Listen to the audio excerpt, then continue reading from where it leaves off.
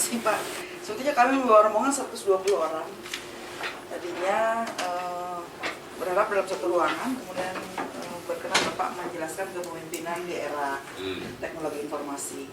Tapi rupanya juga ada miskomunikasi, ternyata yang diterima hanya 10 orang. Dan kebetulan juga bisnya agak mogok Pak. Ya, rombongan ada di mana? Rombongan ada di tol kilometer 93. Oh, lagi on the way. Iya. Oh, lagi mogok di sana. Iya, Satu jadi mogok. EO-nya itu berarti nggak profesional, itu sudah saya tegur satu Pak. Sudah saya siapin waktu, benar. Aduh, lebar. Terus kemudian perkenalan dulu Pak, saya rombongan dari Kanwil Kumham Banten, saya Kak Kanwilnya, kemudian Ibu Kepala Divisi Administrasi, Kepala Divisi Keimigrasian, Kepala Kantor Imigrasi Tangerang, Kepala Rutan Pandeglang, Rutan Lakas Bitung, kemudian ini Kepala Bidang, ini Kepala Lembaga Perseratan Anak, ini Kabak Umum. Kemudian alhamdulillah Pak, mulai 1 Mei saya juga pindah tugas Pak, jabatan Kak Kanwil Jawa Barat. Oh, Jadi curi waktu dulu. 1 Mei besok. Iya. Oh, selamat. 29 besok bisa sampai. Tapi kesini sebetulnya kegiatannya dari Banten Pak, mencari waktu, mendahului audiensi dengan Bapak. Kami juga di Banten ini memiliki 6.000 orang narapidana Pak. Kemudian hampir 9.000 orang asing. 1.600 notaris, dan semuanya adalah dalam cakupan kantor wilayah. Dan seluruh masyarakat juga diharapkan cerdas hukum melalui penyuluhan hukum oleh kantor wilayah kerjasama dengan pemerintah daerah. Nah kalau dari sisi manual Pak, itu juga tidak mungkin menjangkau seperti itu. Terutama juga dalam pembinaan narapidana dan pengawasan orang asing. Kami tertarik dengan apa yang Bapak lakukan di dalam birokrasi dan bagaimana komunikasi dengan masyarakat dan nurut Pak. Kemudian ada saran-saran, termasuk saya juga sering menyarankan kepada Bapak, Pak di depan gedung santai masih banyak pedagang kaki lima gitu kan, seperti itu, dan alhamdulillah Bapak respon gitu. Nah itu yang bagaimana itu bisa seperti itu Pak, karena kami juga memiliki pegawai 1.200 orang, apalagi nanti kalau di Jawa Barat lebih besar lagi Pak. Ada 32 lembaga pemasyarakatan, Jawa Barat. iya, kantor imigrasi, dan ada Sukamiskin Pak yang berat, Cirebon yang berat, PP kelas 1. Jadi pasti lebih berat lagi. Namun mungkin dengan saya mendengar arahan dari Bapak, barangkali terbuka bagaimana kepemimpinan di era yang berbasis IT. Ya, Pak. Bu Susi yang saya hormati, selamat hari Kartini dulu ya. Banten tuh Pak, punten 5 eselon 2, laki-lakinya cuma 1 Pak. Nah, gitu ya. Sebelumnya adalah perempuan semua. Ya, ini Kartini zaman sekarang ada bedanya lah ya, kiprah laki-laki perempuan. Hanya bedanya simpul keluarga tetap ada di ibu. Nah, kembali ke Kota Bandung, Bu. Jadi Ibu harus paham dulu latar belakang saya. Saya ini dosen, Bu. Jadi statusnya juga PNS, saya tapi cuti dari jabatan karena ikut pilkada dan terpilih. Kedua, saya juga entrepreneur, punya bisnis di bidang arsitektur, jangan banyak di luar negeri. Saya 70 orang. Saya juga dulu aktivis sosial, mendirikan komunitas kreatif Bandung, mendirikan Indonesia Berkebun, sekarang 44. Nah, sekarang di pemerintah, jadi perspektif saya memang irisan dari cara pikir saya sebagai dosen, irisan dari cara pikir saya sebagai pebisnis, proaktif, dan irisan dari pola pikir gerakan masyarakat. Ini yang namanya birokrasi harus punya 3 nilai: 1 integritas, 2 melayani, 3 profesional. Kemana-mana teori saya hanya itu aja. Kamu ini harus berintegritas, kamu juga harus melayani, bukan malas-malasan. Kamu juga harus pintar. Susah Pak yang punya checklist 3 itu. Ada yang berintegritas tapi kurang cerdas, gaptek. Ada yang berintegritas pinter juga, tapi malas. Jadi pertanyaannya sederhana di awal itu. Satu, kesimpulan saya, kalau mengandalkan urusan ini hanya kepada manusia, kita nggak bisa mengukur. Ya. Kedua, gimana saya punya jaminan berintegritas, kemudian melayani dan profesional. Nah, akhirnya langkah pertama saya adalah bermitra dulu. Untuk urusan integritas, coba fotonya. Ya. Nah, ini. Yang kedua, urusan melayani, kita kerjasama dengan ombudsman. Kalau saya tuh senang, coba ombudsman, bukan iman, ombudsman. Saya bilang ke ombudsman, coba audit kami, ya. Saya mau tahu apa adanya.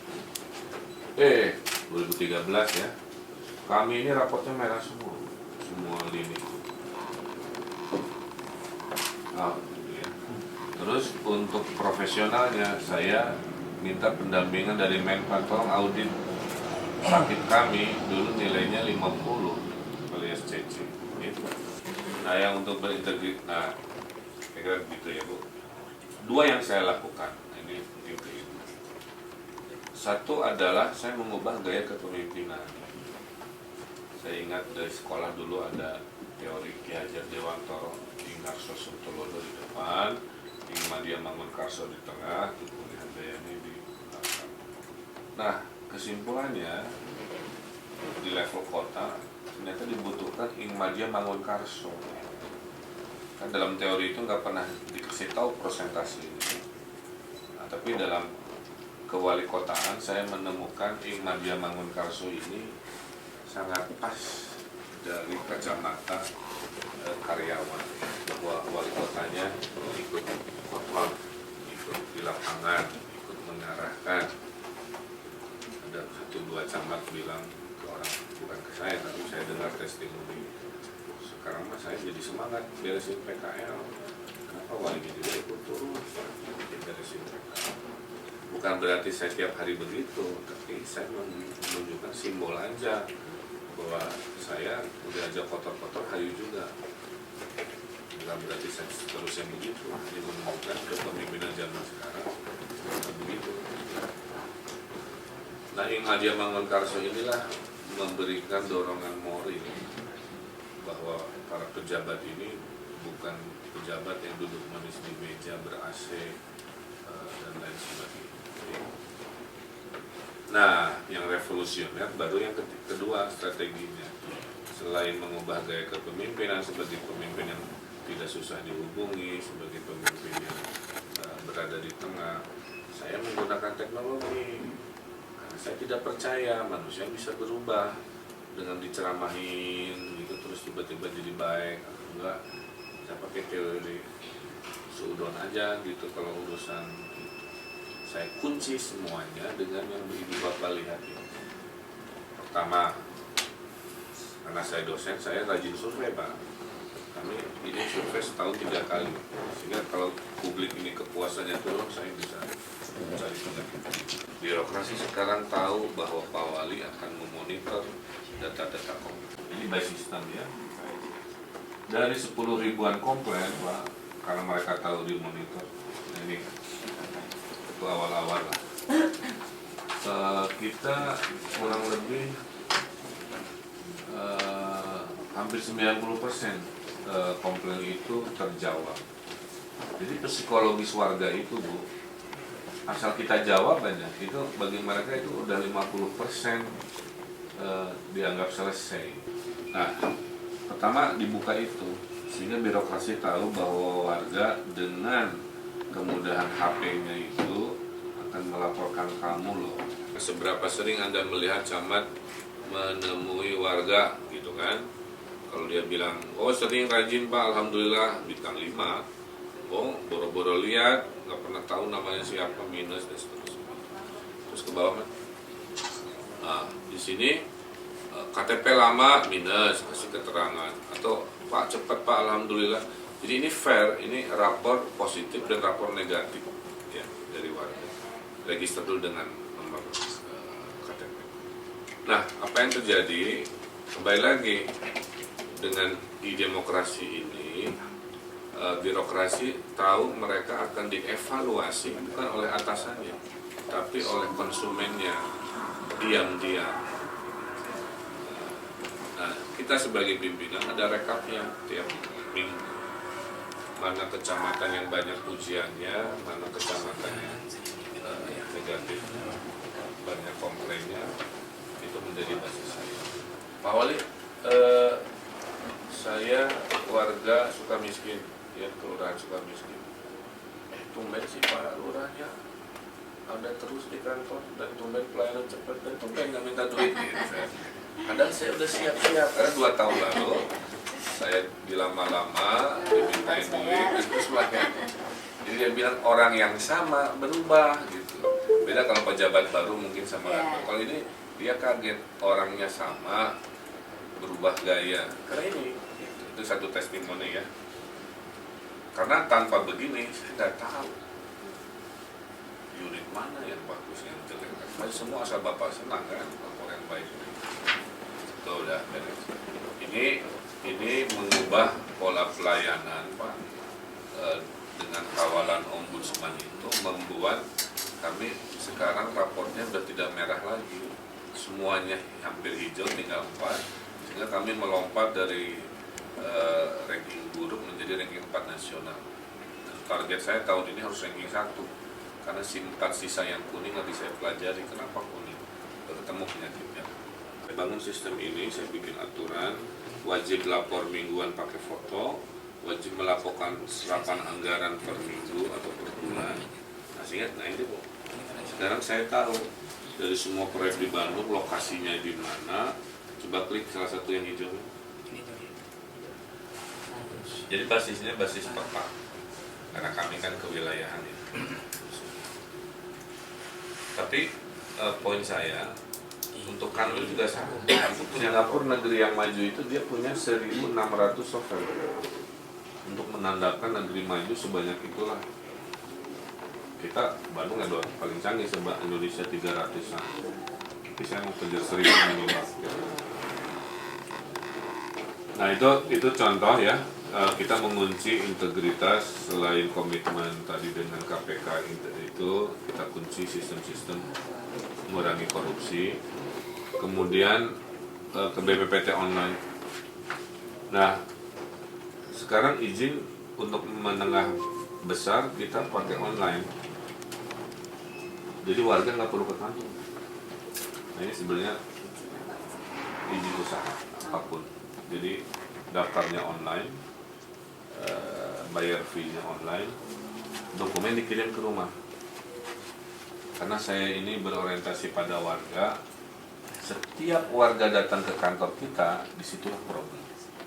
Jadi saya filosofinya, di mana ada upaya kita yang ke warga itu lebih keren. Saya mau investasi, maka dimulai tadi perizinan tidak usah ketemu. Dokumen izin dikirim sama tukang pos. Saya kerjasama MOU dengan tukang pos supaya tidak ada antrian-antrian, hanya orang ingin ngambil dokumen, ya, hanya ingin ngambil dokumen. Jadi gara-gara perizinan online, calo-calo yang demo Bu, kan biasanya baru buka pintu udah saya bantu Pak, ada gitu kan. Usaha mikro, sekarang izin saya hilangkan, namanya pemberitahuan aja. Ini inovasi yang Menteri akan pakai supaya ekonomi bawah ini bergerak.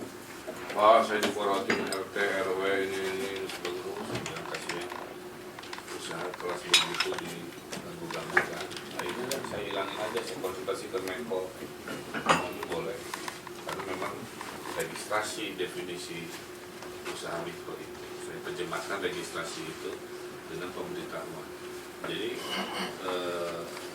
pemberitahuannya pakai HP, ada apps-nya namanya Gambut. Jadi dibalik, kalau dulu diperiksa dulu oleh aparat, baru izin dikeluarkan, dan baru bisnis bergerak. Sekarang saya balik, bergerak dulu bisnis, pemeriksaan di akhir. Jadi saya pemeriksaan acak Pak, maka usahanya ganggu tetangga, ganggu lingkungan itu di akhir. Dengan begini ekonomi bergerak.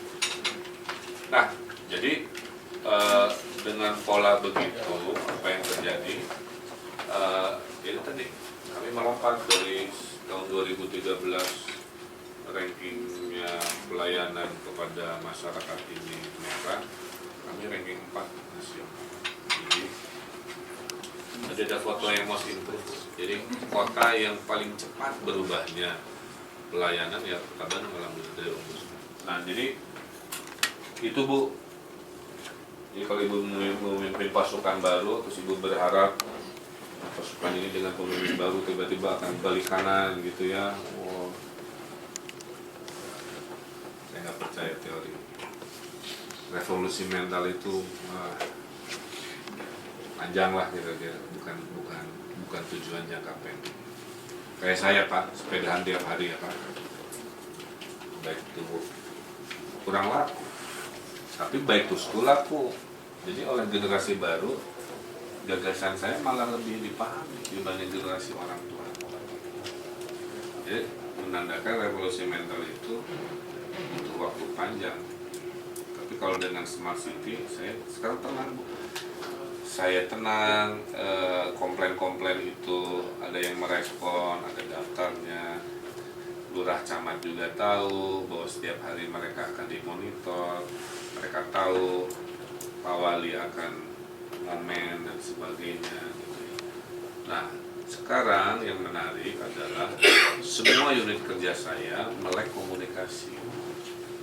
Jadi apa yang terjadi? Saya wajibkan setiap unit kerja melaporkan kerjaannya online setiap hari Sabtu minimal.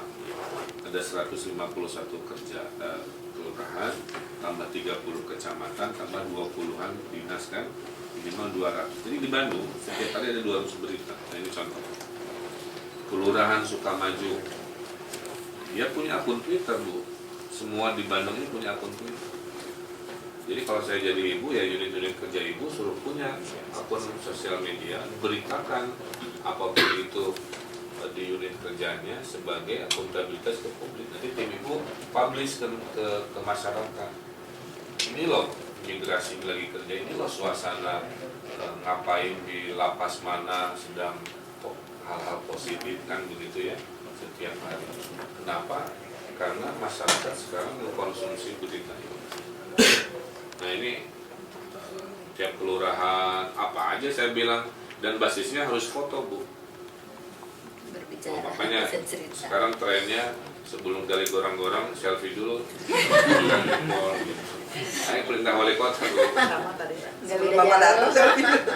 Ini 200-an per hari Pak berita-berita begini. Apapun itu. Nah ini apa nih? Oh, nyerahin alat di situ. Coba ke Satpol PP ngapain? Ke akun Twitter Satpol PP ada. Nah, penertiban ini, penertiban itu kan, semua basisnya foto Bu sekarang. Tanggalnya ditulis ya walaupun lebay dikit nutupin, tapi ya begitulah. Terus ke bawah lagi. Nah, jadi enak Bu saya jadi wali kota. Pak Wali, si Satpol ini kerjanya apa sih? Saya tinggal retweet aja nih, ceklik. Oh ya Pak. Pak Wali, unit itu apa sih? Nah, gitu aja saya. Nggak usah. Gitu Bu. Jadi kerja lebih nikmat jadi pimpinan karena teknologi yang saya gunakan sebagai instrumen manajemen kota. Menjawab kritikan, mengedukasi warga, memberitakan segala rupa. Maka kalau saya dibully, saya dikritik, saya jawab dengan fakta karena saya punya basisnya. Kalau ini nggak ada, bayangin coba. Saya mau jawab gimana, data nggak punya. Kelurahan di ujung sana kerja apa enggak minimal kan? Kepegang sistem. Jadi pengantar. Terima kasih Bapak, inspiring sekali ya apa yang disampaikan. Di sini udah langsung Pak penuh, pengen ini. Kebetulan saya juga yang sangat senang berbasis IT gitu. Memang banyak keterbatasan. Tapi ini saya setelah mendengar arahan Bapak, sepertinya Pak Sekjen harus kesini nih. Jajaran dari Kumham ya. dari kementerian. Dari kementerian, iya, sepertinya harus ke sini karena memang sekarang sudah mengawali semuanya berbasis IT. Cuman memang tingkat ketaatannya belum dan ketika yang tidak taat belum ada sanksi dari Mabes IT ini. Kemudian ada hal-hal yang sangat menarik, memang seperti begini. Saya pernah ke Australia tahun 2009. Di sana penyuluhan hukum itu, kalau di sini kan dikumpulkan orangnya, kalau di sana pemerintah yang datang ke rumah kalau dia membutuhkan itu penyuluhan hukum itu. Jadi tadi begitu Bapak sampaikan nanti KTP datang ke rumah, apa ke rumah, bukan mereka yang datang. Saya ingat di beberapa negara kan ini sudah beberapa tahun lalu, tapi di Indonesia belum, dan Bandung memulai gitu. Jadi luar biasa. Terima kasih.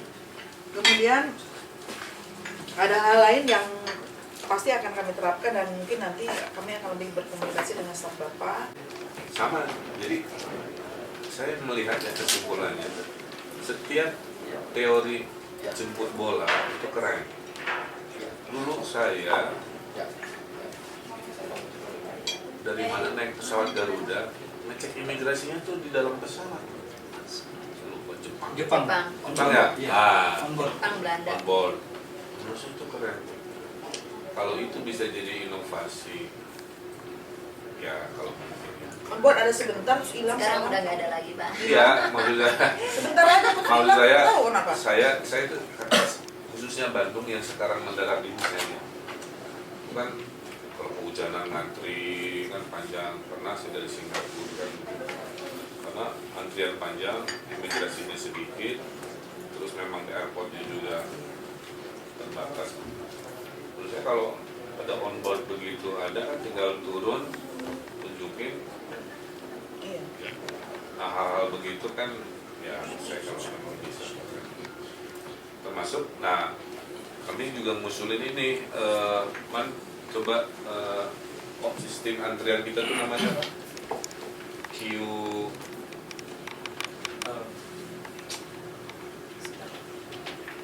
Jadi sekarang Bu, di RSUD kami itu sekarang ngantri pakai SMS. Ini saya kira rekomendasi terbaik buat imigrasi, karena komplain imigrasi itu paling besar itu mengantri. Apa yang kami lakukan, kami juga sama. Untuk melayani dokter jam 9, ada yang ngantri jam 2 pagi. Dia, yang sakitnya ya si orangnya harus bolos kerja, kalikan ribuan orang sepanjang tahun, berapa nilai ekonomi yang hilang hanya dari urusan itu. Akhirnya kami bikin inovasi nanti lewat SMS. Jadi kita SMS dokternya apa gitu ya, dan seterusnya. Nanti si operator jawab, Anda datang 9.15 sampai 9.20. Walaupun sistem sekarang kan udah lumayan, tapi kan secara fisik tetap harus nunggu ya, ambil cekrek gitu kan, nunggu nomor kan. Bisa praktekkan di wilayah Jawa Barat, saya bantu pakai sistem saya aja, tinggal dimodif. Jadi saya ngantri ke imigrasi, apa nanti si ibu atur satu operator, dia jawab urusan ini Anda datang. Jadi saya bisa ngapain dulu, rapat dulu, apa dulu, pas di detik-detik itu saya datang pulang. Itu Bu kalau dipraktekkan, saya jamin Ibu dipuja-puji oleh para pemohon. Iya Pak, ini Pak bisa apa Pak? Ini paling duluan yang dipraktekkan. Jadi kalau tertarik Ibu ngobrol sama tim IT saya bantulah ini mah, karena punten ya Bu ya, orang Bandung mah kadang-kadang nggak tahu urusan vertikal mana horizontal. Pokoknya itu karena di kota Bandung komplainnya ke sini. Kalau bisa dibantu sih juga itu Pak, alat mendeteksi HP Pak, barangkali tim IT-nya bisa. Karena tetap kalau Bandung jelek ya bantu Bapak juga. Ancam. Nanti saya ya ini yang gitu lah, pokoknya nggak masalah Bu selama di Bandung kalau memang koordinasinya. Nah nanti kalau udah beres 5 tahun nggak punya hutang, saya kemana kan enak, batin nggak ada hutang lah Pak. Ya terima kasih, doanya aja Pak. Saya mau orang-orang pekerja, tapi tadi karena saya irisannya saya dosen, saya pernah jadi komisi, jadi pola pikir saya berorientasi pada ini. Tapi memang inspiring Pak, jadi saya juga selalu menunggu di Facebook apalagi nih, Baca apalagi berita. nih gitu. Berita tiap hari. Iya, dan itu saya copy, biasanya ya saya bagikan lagi, saya share, atau sebagian saya catat ya untuk inspirasi saya di kantor. Tapi Kami juga ada sebenarnya dana-dana hibah CSR Bu, yang dari swasta. Yang saya banyak bangun taman itu nggak pakai APBD. Cuman karena dari lapas-lapas ini nggak ada proposal, aku juga nggak tahu mau ngasih apa. Jadi kalau misalkan Pak, kayak kemarin benerin Pak buat lapangan futsal, ya nanti saya cari semua. iya Pak, siap Pak, saya nanti Pak yang Kedua juga yang sedang saya upayakan itu kalau di Tiongkok Bu, si narapidananya itu jadi pekerja serius. Jadi jam 9 sampai jam 5-nya memang kerja memproduksi sesuatu. Jadi kayak iya, karyawan perusahaan mana, dia dapat income, iya. waktunya produktif. Nah ini saya lagi pikirkan juga, Iya. kalau memang bisa nanti kita kerjasama. Saya punya produksi apa, yang bikinnya itu ya si warga lapas itu kan. Iya Pak. Memang sekarang Dibeli kan dia alhamdulillah dapat punya tabung. kalau di India, Bapak izin, di India itu satu lapas membuat produk mebeler untuk SD. Jadi pemerintah daerah hanya boleh membeli dari lapas, hanya untuk SD saja. Semuanya seperti Ya itu. kalau ada teori kenapa barang Cina murah? Karena yang ngerjainnya itu Tenaga narapidana. kerjanya murah. Dari 1 miliar penduduknya, napinya kan puluhan juta. Satu provinsi sendiri napi semua. Itu berapa 70.000, 180.000 Pak. Di Jawa Barat. Bukan di Indonesia. Kalau Jawa Barat berapa? Belum masuk Pak. Ini, Pak. Tapi tadi yang tawaran, bukan tawaran sih, nanti akan kami manfaatkan Pak, hibah-hibah ini. Ya ajuin aja Bu. Iya. Saya belum bisa janji langsung, tapi kadang-kadang suka ada bisa saya arah. Iya, terutama untuk kegiatan produktif, karena sekarang ini diarahkan oleh Pak Menteri ini pemasyarakatan produktif. Jadi supaya napi itu bekerja, kalau bekerja dari jam 8 sampai jam 4 kan dia lupa dia ngedrums, lupa untuk lari, lupa untuk lari. Dan dapat income. Iya, seperti itu. Kebetulan saya mau geser industrinya kalau nanti Bandung ya Bu. Itu dia produksi barang-barang buat turis. Tapi kan turisnya 6 juta setahun. Jadi bikin gantungan kunci, bikin apa. Iya Pak, nah itu yang kita kan kalau ke luar negeri di mana-mana ada gantungan kunci khas negara, nah di Indonesia itu belum. Iya, kita bikin aja. Hanya Bali saja yang bisa lihat. Ya, rencananya kalau ada kesempatan saya mau kerja sama. Dibagi juga dari Bandung, Pak. Kerjaan tangannya. Sebagian ya. Iya. Alih-alih bordir Bali itu semua dari sini. Dia kasih. Bandung Klasik. Siapa? Di itu di Gerabat gitu. Iya. Pakai. Gerabat ya, di Banten. Oh gitu. Ya. Bapak izin ini itu kan ini sih. Oh iya.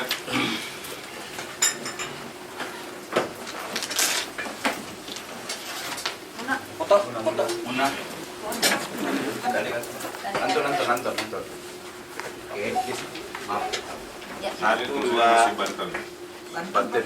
Nanti Jawa Barat bilang lagi. 1, 2, kasih Pak, 3. Lagi 1, 2. Ya. Jawa Barat mungkin saya datang tim lengkap Pak. Oh, iya. Seluruh kepala LP dan berutang dan imigrasi. Bukan dia Bu. 1, 2.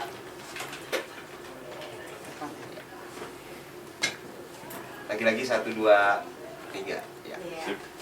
Oh, foto dulu sebentar sambil nunggu di bawah. Pak, punten Pak. Oh iya, Mak. Misalnya nanti itu di Facebook Pak.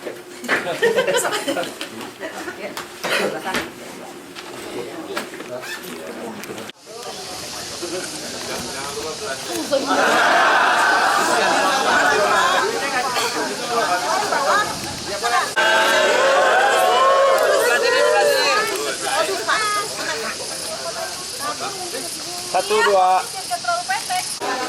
Iya, tungguin aja.